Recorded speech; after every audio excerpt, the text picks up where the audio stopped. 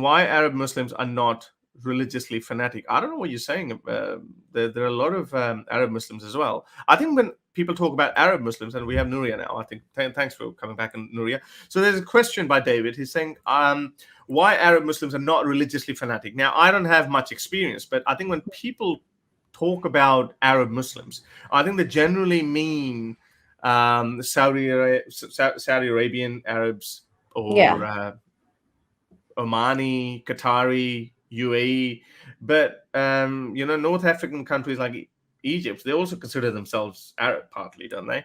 Yeah. And you have Syria, you have Jordan, you have all those countries as well. We've seen a lot of um, fanaticism coming out of that. Not to mention people like Osama bin Laden did come out of um, Saudi Arabia. So do you want to add something to it?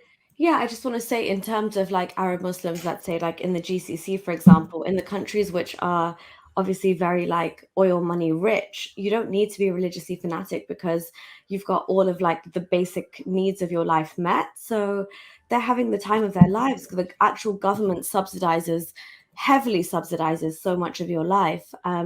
And you get paid salaries like two, three times more than a foreigner working there or somebody that holds a different passport. So you have no need to like, religion is just one aspect of your life. Then you don't need to kind of like, be on this mission to like just kind of put that out there to the world, because it does come down to, when I always talk about what happens to people in the UK when they get radicalized, it's usually because there's a void in their life. If all of your basic, like even Maslow's basic hierarchy of needs are met, and then some in these countries, you're not going to need to profess your religion in a way that's fanatical. I hope that answers it. Yes. Okay. The line is easy to draw. There should be no special exceptions or special rights for any religion. Exactly. That's it. Your religion, you're free to practice your religion. You're free to go to church, mosque, pray, whatever, but you are not allowed to encroach the freedoms of other sentient beings, not just other human beings. I would say even sentient beings. There's no, some people might say, Harsh, you're being awoke.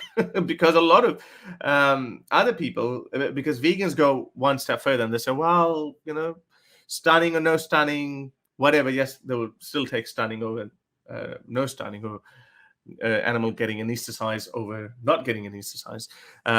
They would pick that, but they would go one step further and they would say, well, stop eating meat altogether. And I reckon there's no alternative available. Humanity always works on the availability of alternatives. So until or unless we have lab grown meat, I don't think we're going to